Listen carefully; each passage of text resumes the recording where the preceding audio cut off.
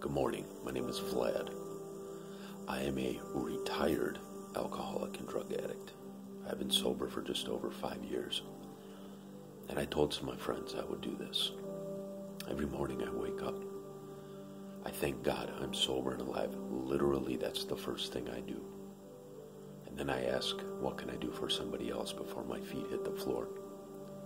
Followed by prayer, readings, journaling, note-taking, connecting closer to my higher power, who I happen to call God.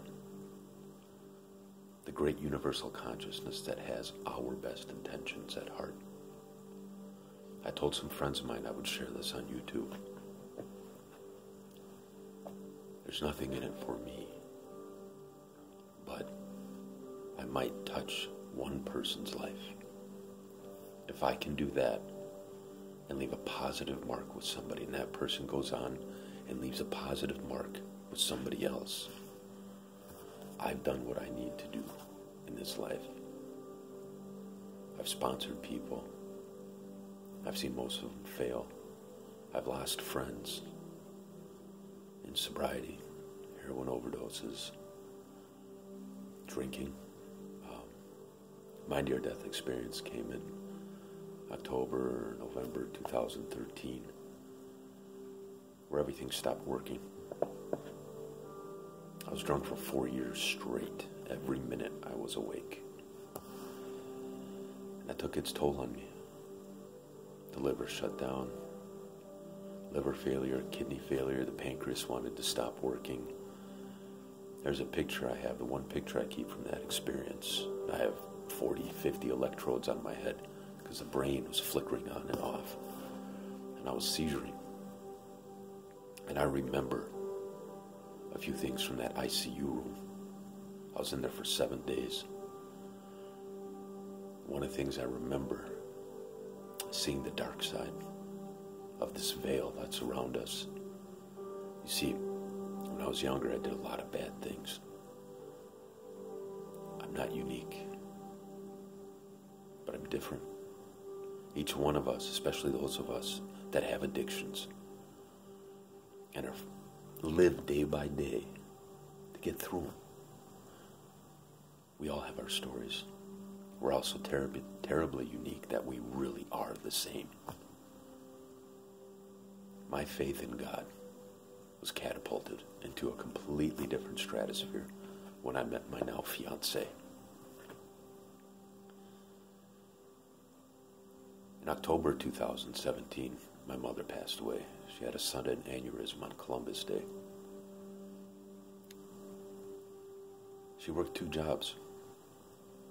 One of her jobs was being a water aerobics instructor for senior citizens. She had an aneurysm one day while instructing a class. She called me on the way to the hospital. It's probably one of the toughest days of my life. My fiance and I went down there. We were the last ones to talk to her in this body. I miss her dearly. She was my biggest supporter in sobriety. You know, we all have loss and pain. And today in the world, and I'm not here to lecture anybody, and I'm not here to sell anything. As a matter of fact, I tell people that if they want to shoot heroin into their eyeball in front of me and worship Satan, I don't care, because it's not my thing. What I look for is a level playing field of respect. Because when people can do that, no matter what their belief is, atheist, agnostic, Buddhist, Satanist, Christian, it doesn't matter. That means the love in the soul that is in here recognizes the love in the soul that is in somebody else. I know some real atheists and some real Satanists, and they don't mind my Christian beliefs because I don't judge them.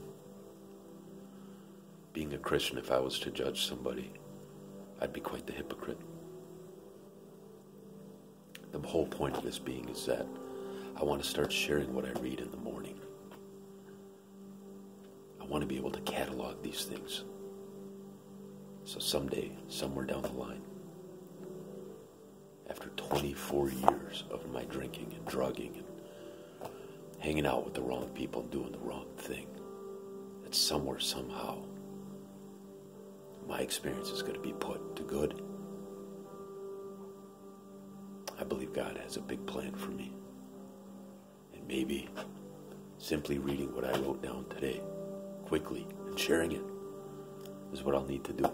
So if I cack in an hour, I will have been able to say, I love you, and thank you. My God is pretty cool. And I'm so grateful that I don't have to judge or be judged anymore, nor do I have to care what people's opinions of me are.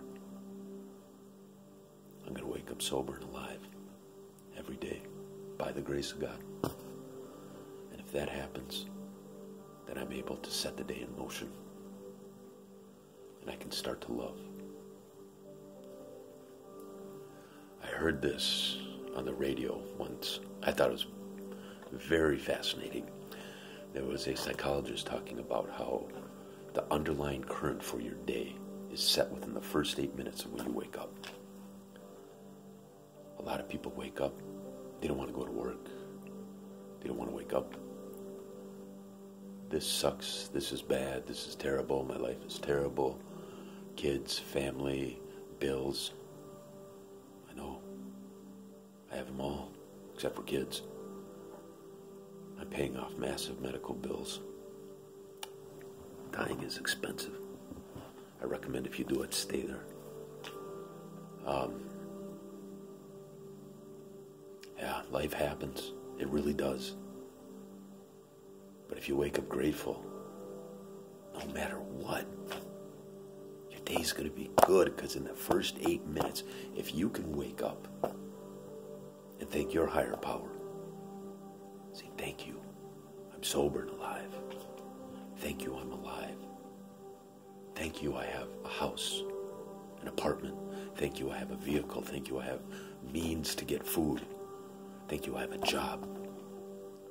Thank you, I live in this beautiful country. And if you're like me, and you believe in this beautiful higher power, thank you for loving me. A little speck like me, out of billions of people. It's a pretty good place to be. So I'm going to share these readings. I actually ordered an ESV Bible because I study the King James Bible. And I don't understand half the stuff I read.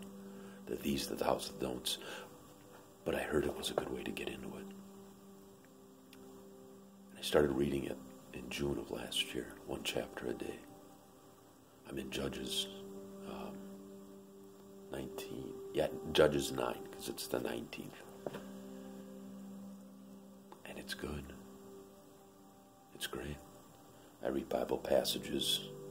I study Proverbs every day.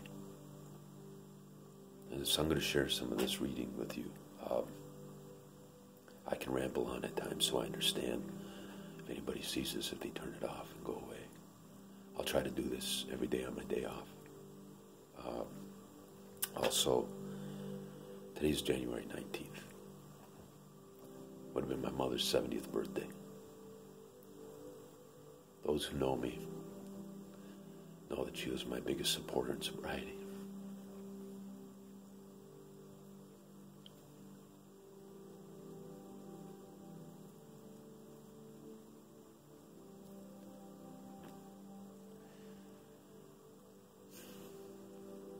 She came and visited me when I was in ICU.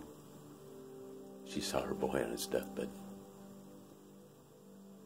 Her oldest son put himself there by drinking and drugging.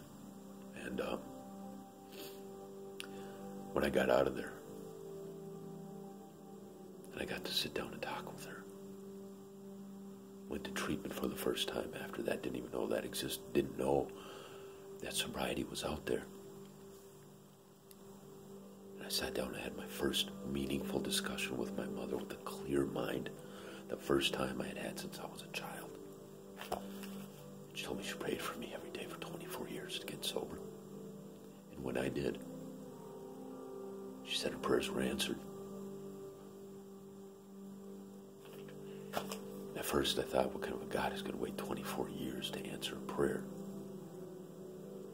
But then when I was in that ICU room, and I saw the other side of this veil, and what I saw was the culmination of all the dark things I've done in my life.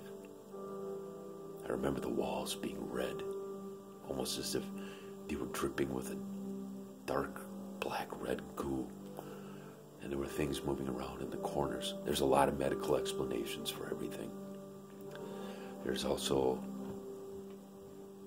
not very many medical explanations of why I'm able to walk without a walker and be able to speak intellectually and not have wet brain. My mom told me I was a walking miracle. And I realized after my fiance told me this that 24 years of prayer is what reached into that ICU unit when it was my time to go because of my own hand and what I had done, and plucked me out. And that, my friends, is faith. A hard lesson to learn, and not simply because faith can be misconstrued with religion, which is a complete man-made construct. Spirituality is where the real knowledge and love is. I know. I've seen the ugly side of life. I've been a part of the ugly side of life.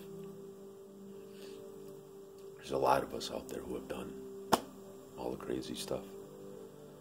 I'm not unique, but at the same time, my experience is we all hurt, we all love. It just depends on how you use it. A lot of our character is determined by where we put our faith. I'll never judge you. I'll pray that you do the same for me.